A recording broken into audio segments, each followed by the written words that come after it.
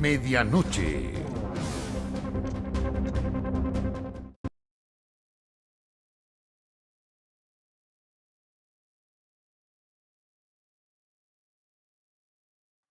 Presentamos Medianoche. ¿Cómo están? Les damos la bienvenida a esta edición de Medianoche, 1 de la madrugada con 13 minutos. El presidente del Colegio de Profesores confirmó el llamado a paro nacional indefinido para este martes, una convocatoria que se estima podría ser menor a otras anteriores, sobre todo aquí en la región metropolitana. A la 1 nos juntamos con el Colegio Profe. Fue la rápida respuesta del ministro de Educación, Nicolás Cataldo, al ser abordado esta mañana en La Moneda, solo horas antes de definirse el futuro del paro nacional de profesores. Una reunión clave para hacer seguimiento a las exigencias del gremio y al mismo tiempo conocer los posibles cambios en la postura del Estado respecto de dicho petitorio. Esperamos recoger de ello cuáles son los aspectos sensibles de la última respuesta que entregamos como ministerio. Instancia que terminó alargándose más de lo esperado y que finalmente confirmó lo que se había dicho el viernes pasado. El paro nacional indefinido se inicia mañana a las 7 horas. Según información del mismo Colegio de Profesores, cerca de 100.000 docentes participarán de la movilización de este martes 29 de agosto a lo largo de todo el país, lo que afectará alrededor de 5.000 establecimientos educacionales. ¿Qué pasará entonces con los alumnos de dichos colegios? Entendemos también que los establecimientos van a permanecer abiertos para el servicio de alimentación y otras labores que ocurren allí, aparte de los procesos formativos propiamente tal. Es decir, las instituciones cuya mayoría de profesores adhiera al paro no tendrán clases. Sin embargo, según el Mineduc, los alumnos que lleguen al colegio de igual manera recibirán desayuno y almuerzo de la Junaev.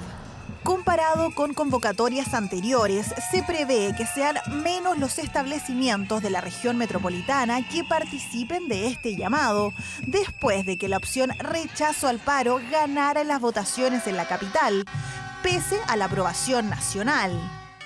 En la Florida, por ejemplo, se proyecta que entre un 10 y un 15% de los profesores se movilicen. Realidad similar que ocurre en Huechuraba, donde las autoridades locales esperan no tener casi ningún colegio movilizado.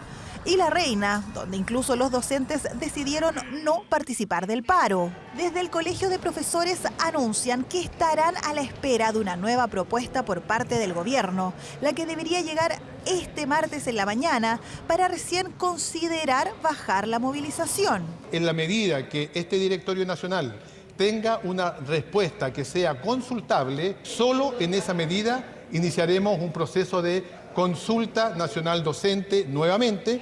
Tanto desde el Ministerio de Educación como el gremio de profesores aseguran estar dispuestos a seguir hablando y encontrar una solución a los 8 puntos del petitorio.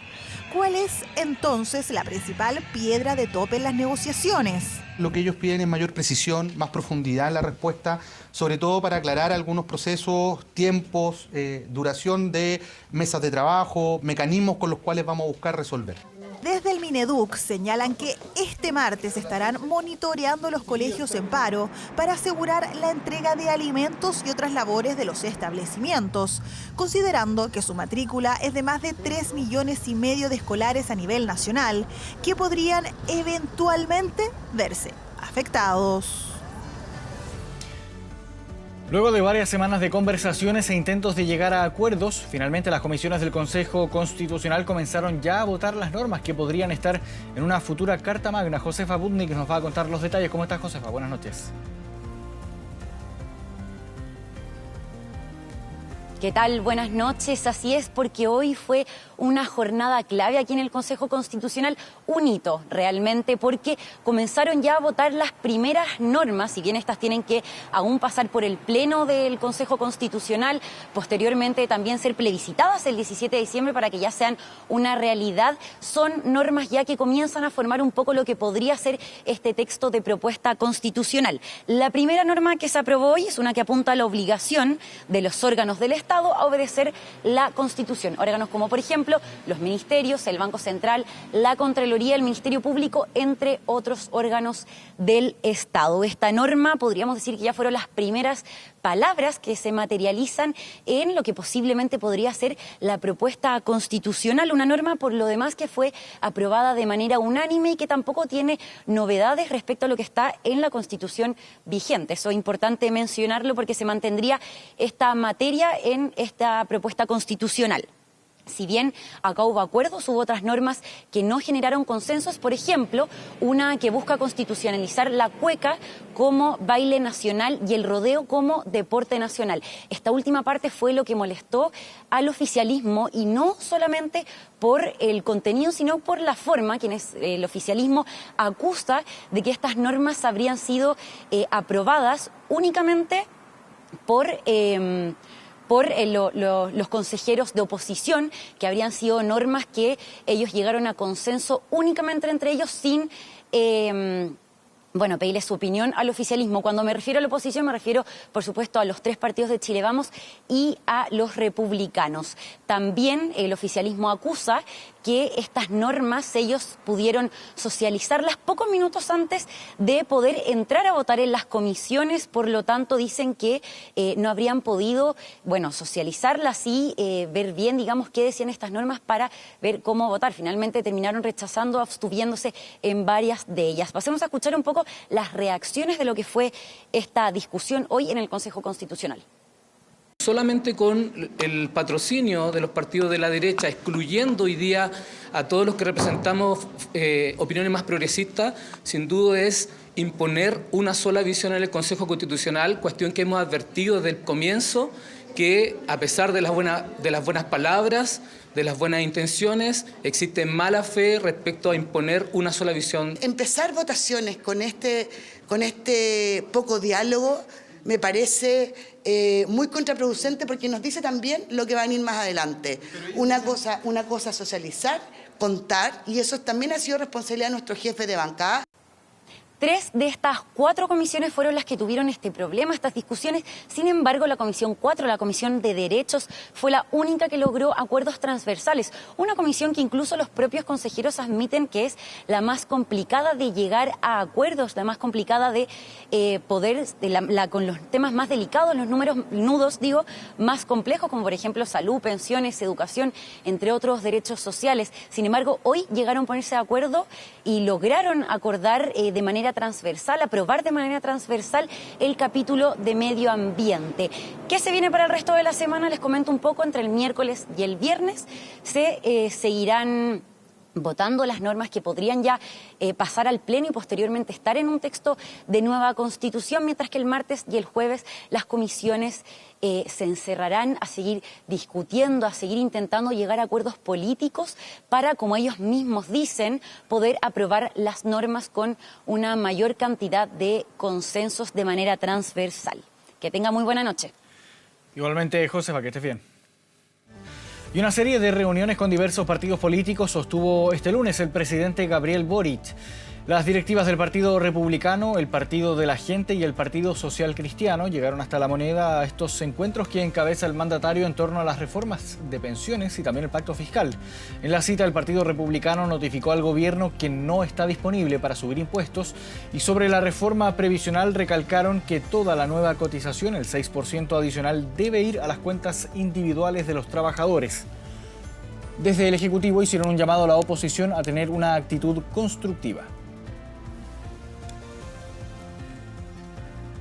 Hoy día no está al horno para bollo en ese caso, innovar, ponerse creativos, creando instituciones, más aún en donde irían, a parar personas del ámbito más bien político que técnico. Nosotros no lo compartimos.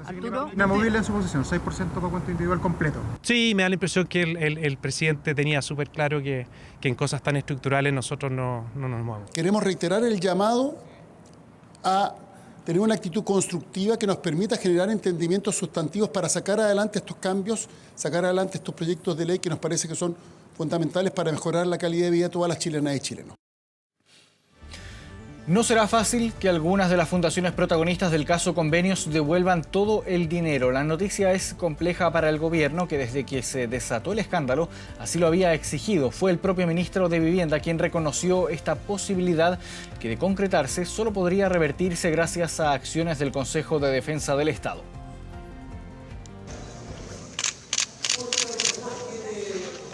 Con una caja llena de documentos llegó el ministro de Vivienda al Congreso Nacional. En ella los más de 200 convenios que el MIMBU tiene bajo la lupa y que llevó a la comisión investigadora del llamado caso Convenios. Información tan importante como confidencial, según el ministro.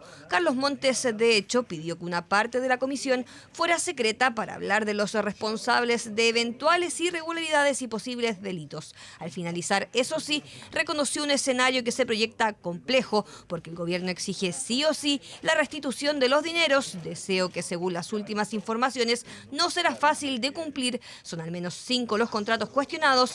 Democracia Viva, el primero conocido en el mes de junio, donde aún faltan más de 90 millones de pesos por restituir. El Consejo de Defensa del Estado lo que ha planteado es que aquí hubo hechos de fraude, o a lo menos 2 hechos de fraude, y eso por lo tanto tienen que responder. Y además tienen que restituirse los dineros.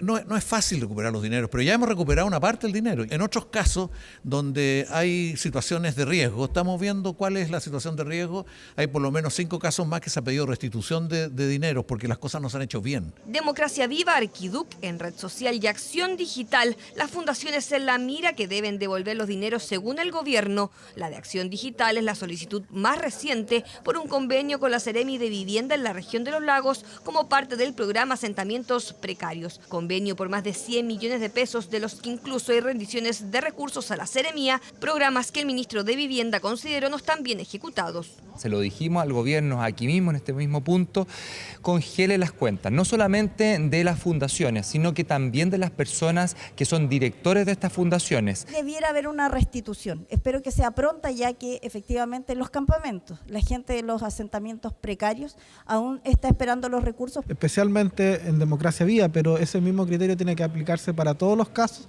es asegurar que se van a restituir los dineros y que se va a perseguir por todas las vías. La comisión investigadora también buscará ampliar su campo de acción. Si hoy analiza los contratos con fundaciones, la instancia pretende extender su mirada a los gobiernos regionales, escándalo que el gobierno busca zanjar y que no se repita, y para ello el presidente Boric recibió las 46 propuestas del Comité Asesor para la Regulación de los Tratos entre el Estado e instituciones sin fines de lucro. Como gobierno recibimos estas recomendaciones con mucha responsabilidad. Varias de ellas, como comentaba antes, coinciden con el trabajo que ya veníamos desarrollando, como la creación del registro de beneficiarios finales.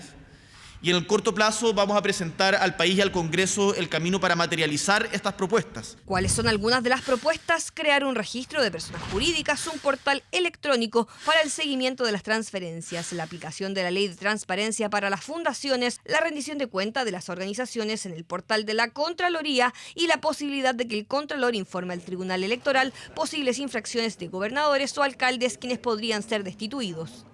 La corrupción no puede evitarse del todo en ningún lugar, pero sin duda se puede hacer más difícil. Yo creo que si hubiéramos tenido las propuestas o recomendaciones implementadas, probablemente no estaríamos viendo tantos casos. Estaríamos muy satisfechos en que la Contraloría pudiera tener la facultad de ir ella directamente y actuar directamente ante el Tribunal Electoral Regional para efecto de determinar responsabilidades. Todas estas medidas debieran ser consideradas para todos los entes públicos y para todo el Estado. Solamente se está hablando de los gobiernos regionales, solamente de los municipios.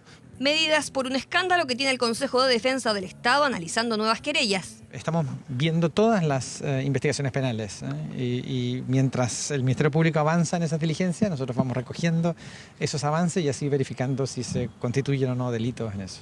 La próxima semana el gobierno definirá cuáles serán las medidas propuestas por el Consejo Asesor que se transformarán en proyectos de ley para enviar al Congreso Nacional.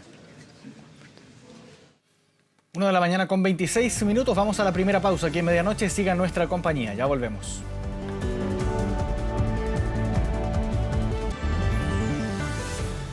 Una de la mañana con 33 minutos. Estamos ya de regreso en Medianoche. Nos vamos de inmediato a las calles de Santiago con el informe policial que nos trae en esta jornada nuestro compañero Francisco Chaparro. ¿Cómo está, Francisco? Buenas noches. Marco, así es, vamos a revisar uno de los hechos policiales que ocurrió durante las últimas horas, un accidente de tránsito que terminó con un conductor fallecido, específicamente un taxista y también otras 3 personas lesionadas. Todo esto ocurre en lo que es el sector de la ruta 68, llegando al enlace con la Costanera Norte y según la información que se maneja hasta el momento, todo se habría originado por 2 choques en cadena. El primero de ellos involucrando a 2 vehículos menores, un auto particular y también este taxi que se produce un choque por alcance y ambos conductores se detienen en medio de la ruta para poder así ver los distintos daños que se le habían ocasionado a los vehículos, también intercambiar distintos documentos para tratar de solucionar todos los inconvenientes. Sin embargo, según la información preliminar que pudo entregar el personal de Carabineros, en el momento en el que se detienen en la ruta no ponen ningún tipo de señalización para advertir su presencia en este lugar, y es entonces que aparece un tercer vehículo, específicamente un bus, el cual no se percató de la presencia de estas personas que estaban paradas en medio de la ruta y terminó atropellando tanto al conductor de este taxi como también a este otro vehículo que se ve involucrado, que estaba el conductor debajo, pero también habían otras dos personas en el interior. A raíz de toda esta situación, lamentablemente el conductor de este taxi falleció en el lugar producto de la gravedad de las heridas, y también las otras 3 personas fueron atendidas por el resto de conductores quienes presenciaron esta situación y que también dieron aviso a personal de emergencia para llegar a atender a estas personas en el lugar y posteriormente trasladarlas hasta un recinto asistencial donde de momento permanecen internadas con lesiones de diversa consideración, recibiendo toda la atención por parte del equipo médico. Por otro lado, el conductor de este bus en primera instancia fue retenido por personal policial, tomando la declaración respectiva para saber cuál fue su responsabilidad en este fatal accidente de tránsito, pero todo indicaría que los principales responsables serían los conductores de estos 2 vehículos, ya que no tenían aparentemente ningún tipo de señalización en la autopista en el momento en el que se produce toda esta situación. Una investigación que quedó a cargo de la CIA de Carabineros, quienes en horas de la tarde se trasladaron al lugar, también cerraron la ruta por varios minutos con el fin de poder realizar todos los peritajes, así también de dar espacio a los equipos especializados para estar realizando las diligencias, periciar todos los vehículos que se habían envueltos en esta situación, también el cuerpo de esta víctima, y también, por otro lado, estará realizando las entrevistas correspondientes para esclarecer la dinámica de lo ocurrido. Personal policial se refirió a este accidente. Pasemos a revisar esas declaraciones. Minuto antes, 2 conductores de un station wagon y un taxi colectivo habrían colisionado por alcance. Sus conductores habrían descendido del vehículo para intercambiar información respecto de sus datos y proceder posteriormente a la reparación de los respectivos daños. Mientras esto ocurría, el conductor de un bus atropelló al conductor del taxi. Por otro lado, también el personal policial hacía el llamado respectivo a todos los conductores a señalar en el momento en el que quedan tirados en la calzada, ya sea con algún tipo de chaleco reflectante o con las luces de los vehículos, para advertir su presencia en la ruta ante la aparición de cualquier conductor, como en esta situación que ocurre en la comuna de Pudahuel, específicamente en la ruta 68, este accidente múltiple que lamentablemente terminó con una víctima fatal, Marco. Buenas noches.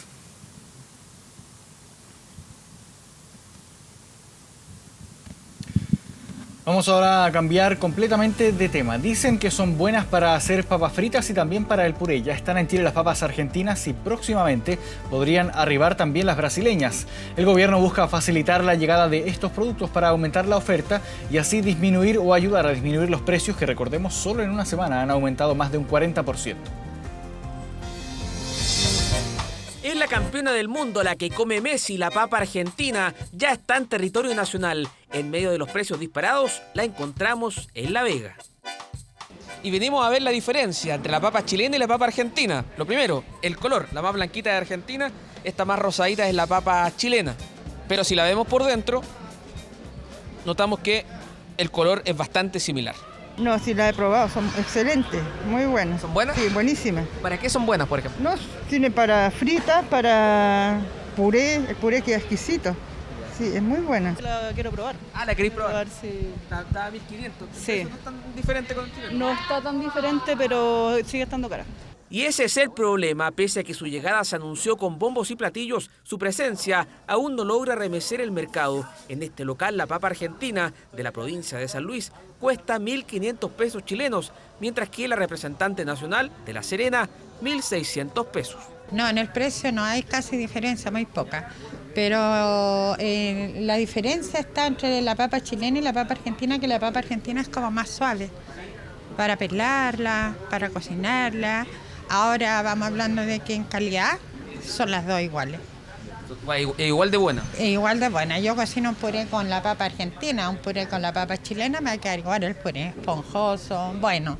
Isabel, dueña de la bodega Puerto Montt, asegura que la papa argentina no es tan conveniente como suena. Es que entre los costos de transporte y el arancel de importación, su valor termina siendo muy similar a la nacional, que por estos días está un 42% más cara que hace una semana.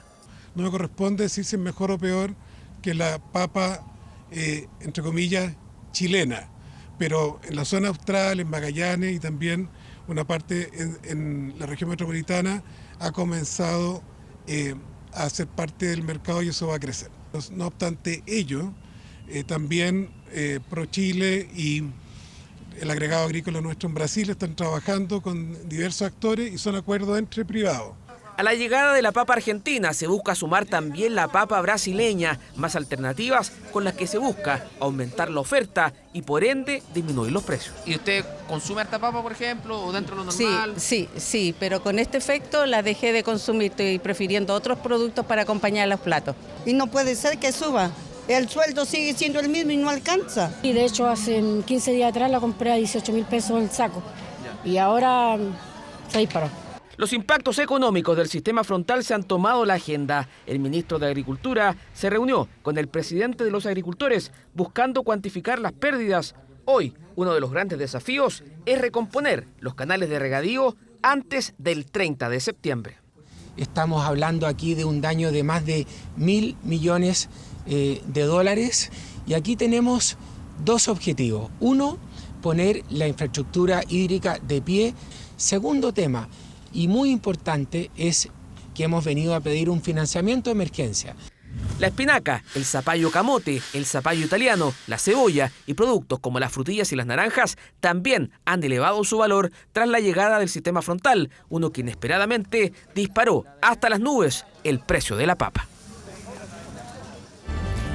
Este lunes, desde distintos ministerios salieron al paso de las críticas tras las acusaciones y denuncias de vecinos ocurridas y proferidas este fin de semana en las zonas afectadas por el temporal por un supuesto abandono de las autoridades. Todo esto mientras la lluvia ya cae nuevamente en esa zona del país.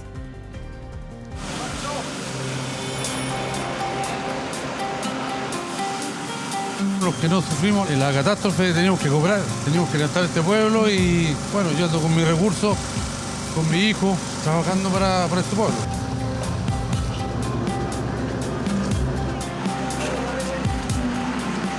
Sabían que los estragos que provocó la lluvia, las salidas de río, el barro en sus casas, el daño no era todo. Después vendría lo más pesado, recuperar algo, recuperarse ellos. Yo creo que la persona que ve por televisión o en video nunca logra imaginarse la magnitud de lo que es esto. Consecuencias a la vista también en la región de O'Higgins por el desborde del río Cachapoal. Estamos llamando para que nos puedan ayudar a sacar el agua de los campos. El agua todavía está en las matas. El campo lo vamos a dañar. No va a haber fruta y no va a haber árbol tampoco. Trabajaron mucho haciendo levantamiento y cosas para que el río no volviera a pasar lo mismo, pero volvió a ocurrir. Un fundo completo, más de 6 días bajo el agua, el impacto económico también lo resiente el comercio. Mira, para los comerciantes desde la inundación anterior de junio, nada, cero ayuda. Un reclamo que se repite entre vecinos y locatarios. Este lunes, diversos ministerios respondieron a las críticas y aseguraron que el trabajo de recuperación en todas las áreas, desde infraestructura hasta ayuda social, continúa. Hay un subsidio de hasta 5 millones de pesos que se da desde el Ministerio de Agricultura para todo el sector informal y desde este miércoles van a empezar a ser contactados por parte de Cercotec empresarios y empresarias que han sido afectados en el caso de Licantén, así como va a ocurrir en las otras regiones afectadas del país, para efectos de construir con ellos un plan de gasto que les permita recibir este subsidio de hasta 10 millones de pesos. Esperamos que estas ayudas lleguen rápido, porque tal como lo decía nuestra gobernadora, los programas que estamos presentando al gobierno regional van a llegar en 90 días y nuestros agricultores ya tienen perdido el año agrícola. Ya este miércoles va a empezar el pago para 1.924 familias del bono de recuperación y además hay una serie de otras medidas que están contempladas, como el bolsillo electrónico para materiales de construcción, para quienes tienen daños leves y moderados en las viviendas, pero es una emergencia muy grande y eso es necesario reconocerlos. Desde el Ministerio de Obras Públicas informaron que llevan un 55% de avance en la recuperación de las más de 700 obras públicas afectadas por el temporal, con foco en la conectividad. A una semana puedo decir que se ha avanzado bastante en la recuperación de los servicios básicos, sobre todo de las comunas más afectadas como Licantengo, Alañé, Curepto. Puedo decir que está en un 95 a un 100% de reducción de agua potable y de energía eléctrica. Hoy otra vez llovió en las zonas afectadas, por eso crece la preocupación que imágenes como estas se repitan. Se esperan entre 5 y 10 milímetros de O'Higgins al sur hasta el miércoles. Trata de una banda frontal que va a dejar precipitaciones principalmente de la región de O'Higgins al sur y también se ha extendido en forma de chubasco, muy débiles. Dificulta el trabajo de limpieza, de traslado, las rutas que se han ido arreglando. Los suelos de la región de Maule están muy vulnerables, están saturados de agua y por ende el máximo de prevención en el traslado. Desde Senapred informaron que el sistema de prevención y respuesta ante desastres se mantiene operativo y desplegado en los territorios afectados, equipos que se reforzarán en caso de aumentar las condiciones de riesgo, mientras que las obras de mayor tamaño deberán esperar hasta que la lluvia pase para construir. El Ministerio de Obras Públicas dio inicio a las obras que buscan reponer el colector de agua lluvia que generó un gigantesco socavón a metros del edificio Kandinsky en Viña del Mar. Los trabajos, que incluyen un muro de contención, se extenderían por 8 meses con una inversión de 3.600 millones de pesos. Eran pocos, pero representaban el clamor de muchos residentes de Cochoa. Salieron a manifestarse. Aseguran que tras este socavón no hay locomoción colectiva, deben caminar más de 30 minutos para llegar desde Reñaca hasta el balneario. Estamos realmente aislados aquí, así que necesitamos ayuda. No hay locomoción, hay muchos adultos mayores. Son solo algunos de los perjudicados por el deslizamiento de arena en Avenida Borgoño y posterior socavón que amenaza el edificio Kandinsky. Polémica construcción en el campo dunar como otros en ese sector de Viña del Mar y Concón. Dunas plagadas de edificios. Alto Santorini es uno de los proyectos que encontró oposición de la comunidad desde el comienzo. La obra está paralizada desde 2019. Vieron la pelea contra el proyecto inmobiliario y la Corte de Apelaciones les dio la razón. Fallo de la Corte de Apelaciones que fue ratificado por la Suprema hoy 4 años después. Los miembros del movimiento Duna Viva llegaron hasta el municipio de la Ciudad Jardín. Solicitan que la alcaldesa Macarena Ripamonti interponga una demanda contra la inmobiliaria y constructora por daño ambiental en la superficie que fue declarada santuario de la naturaleza en 1993. Queremos expresar nuestra absoluta perplejidad que en los tribunales los permisos de edificación de BIMAC y de otros más han sido defendidos por la actual administración. Por lo tanto, eso es una incoherencia. Hoy día vemos cómo el taparse los oídos y no mirar de muchos ha provocado y vemos los resultados que hay en una de las dunas que nosotros protegimos. Esto es un crimen ecológico. La alcaldesa por ahora no descarta ninguna acción judicial tras el socavón en las dunas de Viña del Mar, mientras el Ministerio de Obras Públicas ya dio inicio a las obras que buscan reponer el colector, las calles dañadas y el muro de contención en un plazo estimado de 8 meses. La inversión es de 3.600 millones de pesos. No descartamos en ningún momento ninguna acción. Esperamos tener todos los antecedentes y así con todas las organizaciones levantar y hacer acciones de protección para todo nuestro territorio. Hoy comenzamos las obras de reposición del colector dañado y la empresa inicia las obras para la recuperación en el más breve plazo. Expertos coinciden en que el edificio Altos de Santorini, así como el cuestionado edificio Kandinsky, que hoy permanece deshabitado, tienen los permisos urbanísticos en regla. Esto pese al impacto ambiental que podrían generar sobre la superficie del campo dunar. Está en regla el permiso para edificar, producto de que la ley no fija como requisito para conceder el permiso de obra que debe existir una evaluación ambiental previa. Hay que aclarar los permisos, hay que aclarar los permisos municipales, hay que aclarar el rol del MOB, no, más allá de que el gobierno ya reconoció la responsabilidad del MOB.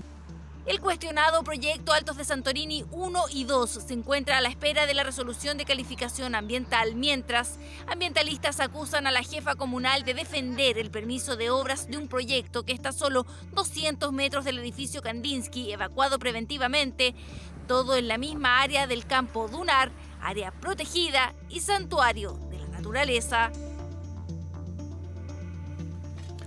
1 de la mañana con 49 minutos. Vamos a una nueva pausa, pero siga con nosotros, ya volvemos.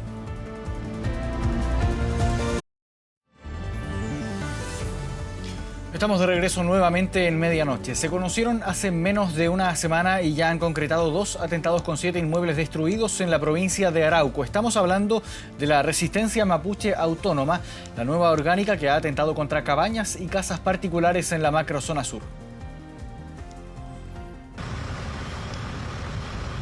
Era la impactante imagen a orilla del lago Lanalhue, en Contulmo. Un conjunto de viviendas ardía por la acción del fuego.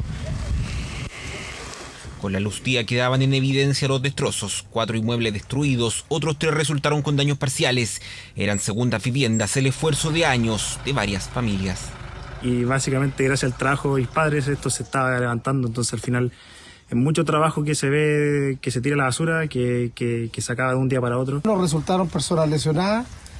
Se informó a la Fiscalía Local de Cañete, quien dispuso las pericias por parte personal de la OCAR de Concepción. Un atentado que confirma el surgimiento de una nueva orgánica radical en la provincia de Arauco. El viernes 3 cabañas fueron destruidas en Cañete, este lunes 4 casas en Contulmo. En menos de una semana la Resistencia Mapuche Autónoma ha arrasado con 7 inmuebles en los únicos 2 ataques que se le conocen hasta ahora en la región del Biobío. Señora ministra, su deber es venir a la zona. Es su obligación. Nos merecemos un respeto como habitantes y víctimas del terrorismo. Pero ¿quiénes son los miembros de la Resistencia Mapuche Autónoma? Por ahora solo se sabe que sus ataques han estado dirigidos hacia el rubro turístico y particulares. En los 2 atentados se han encontrado lienzos. En el último, la RMA dejó esta leyenda: estamos en contra del juicio que se les está llevando a nuestros peñis del CCP Biobío por el montaje que se les está haciendo por el caso Manqueche. Quiero recordar que la asociación de Manqueche está ligado a asesinatos de personas que ocurrieron hace un tiempo atrás y que está asociado también a drogas. Por eso la Fiscalía no catalogó la causa como violencia rural, sino como un delito común. Actualmente hay 4 acusados enfrentando un juicio por delitos de homicidio calificado, incendio y porte de arma de fuego, a raíz del asesinato de 2 jóvenes de 16 y 20 años en 2021 en una cabaña del sector Manqueche de Tirúa. Todos estos grupos tienen el mismo origen, que es la CAM. El modus operandi es exactamente el mismo, capaz que en una de esas sean las mismas personas. No podemos permitir el amedrentamiento. Estos últimos 15 días se han visto incrementados los hechos de violencia. Las estrategias de seguridad dependen mucho de que esas estrategias no sean conocidas por quienes cometen los delitos, ¿ya? Entonces, en ese sentido, decir que se ha estado trabajando, se sigue trabajando en poder modificar las estrategias. Estrategias en un territorio donde el gobierno asegura han bajado los ataques incendiarios contra viviendas particulares. Ahora, bajo una nueva seguidilla de ataques. 4 durante la última semana, los más violentos, ejecutados por una nueva orgánica radical en la provincia de Arauco. Ya casi 50 años de la muerte de Víctor Jara, este lunes la Corte Suprema ratificó el fallo de 2018 que condena a 25 años de presidio a los ex uniformados del Ejército responsables del homicidio del cantautor nacional. Te recuerdo, Amanda, la calle mojada. Es uno de los cantautores más importantes de la historia de Chile. En exactamente un mes habría cumplido 91 años, pero el 16 de septiembre de 1973, a solo días de instalada la dictadura militar de Augusto Pinochet, fue apresado y llevado al Estadio Chile, donde no solo lo torturaron e interrogaron. Según la investigación del ministro en visita, Miguel Vázquez, es aquí donde un oficial de ejército le dispara a Víctor en la cabeza. Casi medio siglo después, la justicia chilena se pronunció de manera definitiva, luego de que este lunes la Corte Suprema ratificara el fallo que en 2018 emitió el ministro Miguel Vázquez, quien condenó a 15 años y un día de prisión a 8 exoficiales como autores del secuestro y asesinato de Víctor Jara. Se trata de Raúl Jofré, Edwin Winter, Nelson Hasse, Ernesto Bete, Juan Jara y Hernán Chacón, quienes deberán pasar 15 años y un día tras las rejas por el delito de homicidio y 10 años y un día por secuestro. Al exoficial Rolando Melo se le condenó a 5 años y un día como encubridor de homicidio y 3 años y un día por ocultar el secuestro tanto de Víctor Jara como del director de prisiones Investigaciones Litre Quiroga. Las sentencias judiciales tienen también un rol reparador en la medida no solo cuando se condenan a los culpables, sino que también cuando se cuenta la historia de las víctimas y explicar las razones en virtud de las cuales se realizaron esos enjuiciamientos y se condenaron a los responsables también tiene mucho de reparación para las víctimas. Una condena que tardó casi 50 años y que llega en un 2023 especialmente significativo para la historia de nuestro país. La investigación logró establecer que Víctor Jara murió acribillado tras recibir 44 impactos de bala. Las balas que impactaron en las víctimas y les causaron la muerte son calibres 9.23, que son compatibles con una pistola Steyr. Pistola Steyr que solamente la oficialidad del Ejército de Chile ocupaba en aquel entonces. Datos que se tornaron claves para la investigación en torno a la muerte del cantautor chileno, cuyo cuerpo fue encontrado por pobladores en las inmediaciones del cementerio metropolitano. Mi amiga fue un día en la noche a decirme de que estaban tirando cadáveres aquí detrás del campamento. Le empezamos a limpiar la cara y la Margarita me dice, mira, me dice, este es Víctor Jara. El autor del cigarrito había sido detenido el 12 de septiembre, solo un día después del bombardeo a La Moneda, la muerte de Allende y la toma del poder por las Fuerzas Armadas. Quienes compartieron con él así recuerdan sus últimos días en el Estadio Chile. Se olía el miedo. Se olía el miedo. El miedo tiene un olor especial, un olor especial. Y yo digo, ahí estaba el miedo de todos nosotros. Voy a hacer un cigarrito. ¿Acaso tengo tabaco? Si no tengo, ¿de dónde saco? En mi casa siempre había una guitarra, porque mi mamá era cantora, como decimos nosotros allá. Una guitarra que dejó de sonar y un canto que se acalló tras la muerte de Víctor Jara, un homicidio que tras la sentencia de la Corte Suprema genera todo tipo de repercusiones. Es muy importante en una época en que el negacionismo campea, en que sectores de la derecha pretenden negar los crímenes que cometieron en dictadura. Para aquellas familias que aún no se les ha hecho justicia, que no han conocido la verdad, que por lo menos sea una luz de esperanza de que el día de mañana los casos de ellos podrán ser abordados. Ojalá estos procesos fueran bastante más rápidos para que de una vez por todas cerremos un ciclo que ha sido tan doloroso para nuestro país y de alguna forma comencemos nuestra reconciliación. La Corte ordenó al Estado indemnizar por 150 millones de pesos a cada uno de los hijos de Víctor Jara y a su viuda, misma cifra que deberá recibir la viuda de Litre Quiroga. Nosotros somos porque existe el amor y queremos ser mejores porque existe el amor. Dicen que la justicia tarda pero llega. En el caso de Víctor Jara llegó 49 años, 11 meses y 12 días después de su muerte y a solo 2 semanas de que se cumplan 50 años del golpe militar que cambió la vida de miles de chilenos. En otras informaciones que están ligadas también a la Corte Suprema, en votación dividida, la Corte Suprema rechazó la solicitud del Consejo de Defensa del Estado de extender el trabajo de Romy Rutherford como ministra en visita del caso que investiga el fraude al interior del Ejército. El requerimiento ingresado por el CDE buscaba otorgar 6 meses más a la jueza a cargo de las indagatorias, argumentando que aún quedaban 67 órdenes de investigar pendientes y que a la fecha la causa cuenta con 48 cuadernos que se tramitan en 377 tomos, junto a más de 1.600 archivadores con documentos de diversos órganos. Esta es la tercera vez que el Consejo solicitaba extender la designación de Romy Rutherford como ministra en visita del caso. La primera renovación del periodo fue en 2020, luego se aprobó una nueva extensión en 2022. La ministra de la Corte de Apelaciones de Santiago dejará la causa el 4 de septiembre y asumió la investigación el 3 de marzo de 2017. Desde entonces ha encausado a 68 uniformados, entre ellos los últimos 4 comandantes en jefe del Ejército.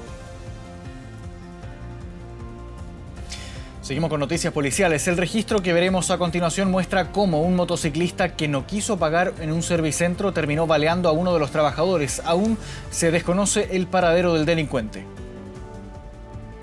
11 de la noche en la avenida principal de Conchalí. El hombre que ve llega a este servicentro a cargar el combustible de su moto, una actividad común pero con un desenlace violento.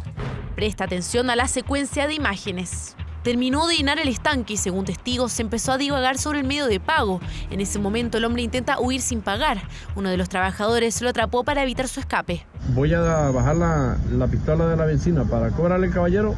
El caballero se monta rápido y enciende la moto y hace arrancar, pero yo no le quito el brazo de la moto y en esa me le colgué del brazo y rodamos aproximadamente como unos 30 metros.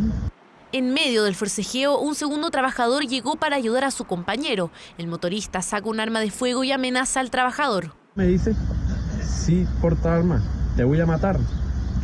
Déjame ir. Entonces yo procedí a darle cuerpo, donde él más adelante llegó y sacó el arma. Como pudo, sacó el arma, la cargó y empezó a disparar al piso. 9 disparos fueron los que percutó. Uno de esos impacta al segundo trabajador. En uno de esos disparos, la bala rebotó y le dio en la tibia, donde la agarraron aproximadamente de 6 a 7 puntos. Yo también me pude escapar del delincuente, donde me lanzó dos tiros a quemar mi espalda. De acuerdo a su testimonio, los disparos también hirieron al mismo motorista, quien después abandonó la moto y escapó en dirección desconocida. El encargado, la víctima, el encargado de la bomba que resultó lesionado está fuera de riesgo vital y tampoco serían lesiones de gran magnitud. Tendría una lesión por impacto de bala en una de sus piernas y estaríamos hablando por ahora por supuesto, de un delito de hurto de combustible y también en concurso con un delito de un posible homicidio frustrado. Además, delito por porte de arma de fuego y disparos. La moto también tenía encargo por robo. Una acción temeraria de este bombero, quien afortunadamente terminó en un recinto asistencial sin riesgo vital. Ahora, estas imágenes podrían ser claves en el avance de la investigación. Internacional. Vamos a noticias del mundo. Comenzamos en Estados Unidos, donde hay conmoción después de que un joven de 21 años asesinara a tiros a 3 afroamericanos en un crimen con motivación racista. Un caso que reabrió la tensión racial en ese país y justo en el aniversario número 60 del histórico discurso de Martin Luther King.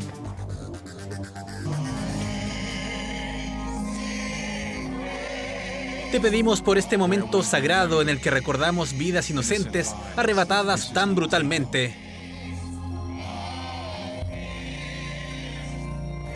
Es la conmoción que ha inundado a todo un país. Angela Michelle Carr, de 52 años, Arnold Joseph Laguerre, de 19, y Gerald Galeón, de 29, fueron asesinados a tiros a la salida de una tienda por un joven de 21 años que se identificaba como supremacista blanco y que luego se quitó la vida. No se trata de un crimen de negro contra negro, es un crimen de odio. Y bajo esa figura es que está siendo investigado el fatal tiroteo que ocurrido en la ciudad de Jacksonville, al noreste de Florida, ha reavivado una vez más el debate sobre la violencia racial en el gigante norteamericano. Mi mayor preocupación era contarle a mis hijos, estaban muy asustados, llorando, y decirles que esto no nos detendrá de ir a comprar, ir a la iglesia, a la escuela, que no tendremos miedo. Según la policía norteamericana, el atacante, que junto a una nota de suicidio dejó más de 20 páginas de escritos racistas, adquirió las armas de manera legal en un caso que no es aislado. Según datos del Archivo para la Violencia Armada, solo en lo que va del 2023, Estados Unidos ha registrado 476 tiroteos. En total, este año ya se registran 12.563 víctimas fatales por violencia armada en el país. De hecho, el gobernador de Florida y precandidato presidencial republicano Ron DeSantis, que ha flexibilizado las leyes de armas en el estado, fue abucheado durante la vigilia a las víctimas.